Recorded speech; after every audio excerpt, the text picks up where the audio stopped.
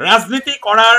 এটা সমল হিচাপে তেওঁলোকে এই মিয়াসকলক আগবঢ়াই দিয়া যেন আমাৰ অনুমান হৈছে সংখ্যালঘু বিধায়কৰ কলিজাত সেইখিনি হিম্মত আৰু দম নাই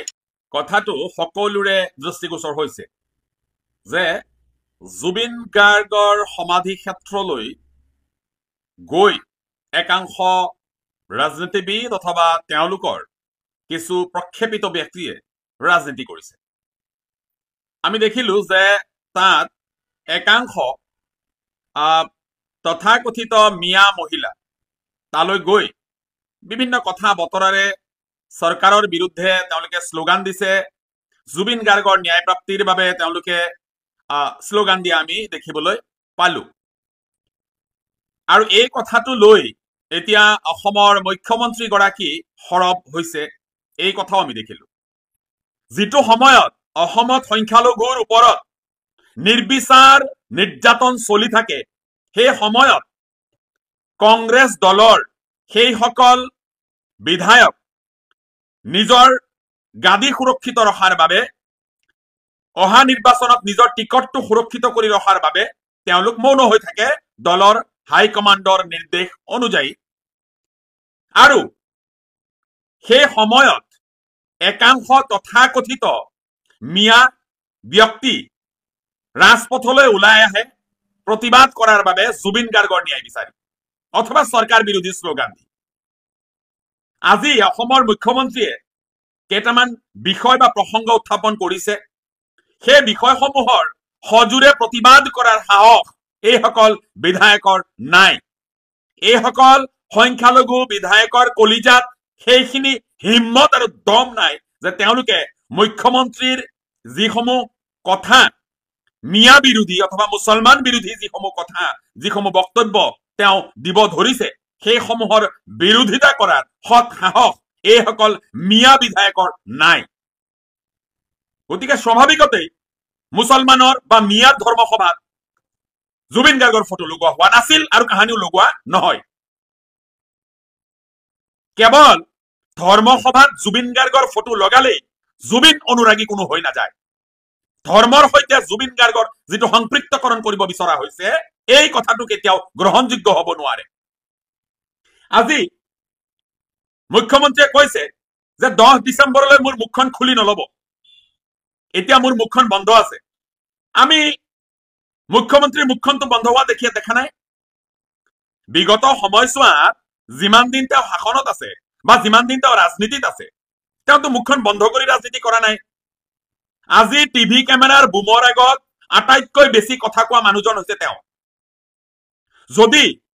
গোটেই ভাৰতবৰ্ষত এটা সমীক্ষা চলোৱা হয় যে বহুবল্কী নেতা বহুবল্কী মুখ্যমন্ত্ৰী অথবা বহুবল্কী ৰাজনৈতিক নেতা তেন্তে সেই বহুবল্কী ৰাজনৈতিক নেতাৰ শীৰ্ষস্থান দখল কৰিব তেওঁ সেই সময়ত যেতিয়া তেওঁ কৈছে যে মোৰ মুখখন খুলি নলব মোৰ মুখখন বন্ধ আছে এইটো বৰ হাস্যকৰ কথা এটা মইতো কম বৰ্ষশ্ৰেষ্ঠ কৌতুক এইটো যে তেওঁৰ বোলে মুখখন বন্ধ আছে যিজন ব্যক্তিয়ে গাঁওবুঢ়াৰ প্ৰমাণপত্ৰৰ পৰা আৰম্ভ কৰি মিছাইল বনোৱা যিবিলাক কথা সেই গোটেইখিনি কথা লৈ প্ৰতিটো কথাতে মাত মাতিব ভাল পায় বিতৰ্ক কৰি ভাল পায় সেইজন ব্যক্তিয়ে মুখখন বন্ধ আছে বুলি কোৱা কথাটো মানি ল'ব নোৱাৰি আজি হুৰ হুৰ হুৰ হুৰাই দে জুবিন গাৰ্গৰ এটা অনবদ্য সৃষ্টি এই গানটো লৈ তেওঁ যিটো প্ৰসংগ উত্থাপন কৰিব বিচাৰিছে এই প্ৰসংগটো কিন্তু গ্ৰহণযোগ্য নহয় গানটো মই তেওঁক কৈছো যে গানটো তেওঁ সম্পূৰ্ণকৈ শুনক আৰু গানটো বুজিবলৈ যত্ন কৰক জুবিন গাৰ্গে হুৰ হুৰ হুৰ হুৰাই দে গানটোত কি কব বিচাৰিছে গোটেই কথাখিনি তেওঁ অকণমান হৃদয়ঙ্গম কৰি বক্তব্য ৰখাটো ভাল আজি অসমত অবৈধ অনুপ্ৰৱেশকাৰী আছিল বা আছে এই কথাটোৰ ৰাজনীতি হোৱা প্ৰায় 45 বছৰ হ'ল আমি প্ৰশ্ন কৰিব বিচাৰিছো বিগত 45টা বছৰে এই যিটো ৰাজনীতি অবৈধ বিদেশী অবৈধ বাংলাদেশীৰ নামত যিটো ৰাজনীতি এই যে দোকানখন চলিছে এই দোকানখন কেতিয়া বন্ধ হ'ব এটা কথা স্পষ্ট যে অবৈধ বিদেশীৰ নামত চলা দোকানখন যদি বন্ধ হয় তেন্তে কোনোবা ৰাজনৈতিক নেতাৰ তেওঁৰ যিটো ৰাজনীতি কৰাৰ যিখন দোকান এইখনো কিন্তু বন্ধ হ'ব মুখ্যমন্ত্ৰীয়ে স্পষ্টকৈ কৈছে যে অহা 30 বছৰলৈ হেনো হিন্দু মুছলমান অথবা মিয়া এইসকলৰ লগত যিটো সংঘাতৰ কথা এই কথাবিলাক বোলে থাকিব। ইয়াৰ দ্বাৰা কি বুজিম আমি? ইয়াৰ দ্বাৰা আমি কি বুজিম যে অনাগত 30টা বছৰলৈ সমস্যাটো থাকিব? তাৰমানে তেওঁলোকৰ হাতত গৃহ বিভাগ, তেওঁলোকৰ হাতত পুলিচ প্ৰশাসন, তেওঁলোকৰ চৰকাৰ, তেওঁলোকৰ কেন্দ্ৰত তেওঁলোক, ৰাজ্যত তেওঁলোক, তেতিয়াহ'লে কিয় আজিও অসমীয়াই বিদেশীৰ বুজালৈ থাকিবলগীয়া হৈছে? ইমান শক্তিশালী এগৰাকী মুখ্যমন্ত্ৰী থকাৰ পিছত ভাৰতবৰ্ষৰ আটাইতকৈ শক্তিশালী ব্যক্তিজনে যেতিয়া অসম শাসন কৰিছে সেই সময়ত কিদৰে বিদেশীসকল অসমত থাকিবলৈ পাইছে? এই প্ৰশ্নটো আমি কৰিব বিচাৰিছো। কিয় আজিও কঠোৰ হাতেৰে সেইসকল অবৈধ বিদেশীক চিনাক্তকৰণ কৰি তেওঁলোকক কিয় এই দেশৰ পৰা, এই ৰাজ্যৰ পৰা তেওঁলোকক খেদি পঠিওৱা হোৱা নাই? স্পষ্ট প্ৰশ্ন কৰিছো। বিদেশীৰ নামত ৰাজনীতিটো চলি আছে, বিদেশীৰ নামত ৰাজনীতিৰ দোকানখন চলি আছে, কিন্তু বিদেশী খেদাৰ সাহসটো কাৰো হোৱা নাই। আজি যিবিলাক কথা কোৱা হৈছে, অসাংবিধানিক কথা কিছুমান কোৱা হৈছে যে মিয়া মুছলমানসকলক মই কষ্ট দি থাকিম, এইটো এজন মুখ্যমন্ত্ৰীৰ মুখত শোভা পোৱা কথা নহয়। এটা জনগোষ্ঠী, এটা জাতি, এটা ধৰ্মৰ মানুহক টাৰ্গেট কৰি তেওঁলোকক কষ্ট দি থাকিম বুলি কোৱা কথাটো কেতিয়াও গ্ৰহণযোগ্য হব নোৱাৰে। এই কথাটো কেতিয়াও গ্ৰহণযোগ্য হব নোৱাৰে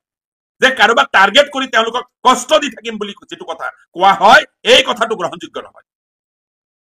যদি অসমত অবৈধ বিদেশী আছে তেওঁলোকক চিনাক্তকৰণ কৰক, তেওঁলোকক বহিষ্কাৰ কৰক, তাত কোনো মিয়া মুছলমানে কেতিয়াও বাধাৰ সৃষ্টি নকৰে। কিন্তু অবৈধ বিদেশীৰ নামত ভাৰতীয় বৈধ নাগৰিকক যি কষ্ট দিয়াৰ কথা কোৱা হয়, যি ৰাজনীতি কৰা হয়, এই ৰাজনীতি নিন্দনীয়, এই ৰাজনীতি গৰিহণাৰ যোগ্য। আজি যিটো সময়ত জুবিন গাৰ্গৰ সেই গীতৰ কথা উত্থাপন কৰা হৈছে, সেই একেই প্ৰসংগতে কম, জুবিন গাৰ্গে বিজেপি দলকো ভোট নিদিবলৈ কৈ থৈ গৈছে। বিজেপি এটা বটলা মাল বুলি কৈছিলে জুবিন গাৰ্গে। আমি কোনটো শুনিম? জুবিন গাৰ্গেতো বিজেপিক ভোট নিদিবলৈ প্ৰকাশ্যভাৱে কৈ গৈছে। গতিকে কথাবোৰ মুখেৰে ওলাওতে অকণমান সতৰ্কতা অৱলম্বন কৰা উচিত, যাতে কথাবোৰ বুমেৰাং হৈ নিজকেই আহত নকৰে। আজি টিভি কেমেৰাৰ বুমটো দেখিলে কেৱল হিন্দু মুছলমানৰ ৰাজনীতি, কেৱল হিন্দু মুছলমানৰ মাজৰ বিদ্বেষ, এই কথা বতৰাবোৰ উত্থাপন কৰি অসমৰ ৰাজনীতি কলুষিত কৰিব বিচৰা হৈছে। একে প্ৰসংগতে মই কম যে আজি বিৰোধী দলত থকা যিসকল সংখ্যালঘু বিধায়ক আছে, সেই বিধায়কসকলে বিগত সময়ছোৱাত তেওঁলোকৰ অকৰ্মণ্যতা প্ৰতিপন্ন কৰিছে। বিশেষকৈ মই কম যে আজিৰ তাৰিখত চৰকাৰ গঠনৰ সপোন দেখি থকা দলটোৰ মাজত থকা যিসকল সংখ্যালঘু বিধায়ক আছে তেওঁলোকে মৌন হৈ আছে। কাৰণটো হৈছে 2026 নিৰ্বাচন সমাগত। তেওঁলোকে এতিয়া হাইকমাণ্ডৰ নিৰ্দেশ মানি তেওঁলোকে চিঞৰ বাখৰ, হুলস্থুল এইবোৰ কৰাটো তেওঁলোকে বন্ধ কৰি ৰাখিছে। কাৰণটো হৈছে তেওঁলোকে টিকট হেৰুৱাৰ ভয় আছে তেওঁলোকৰ।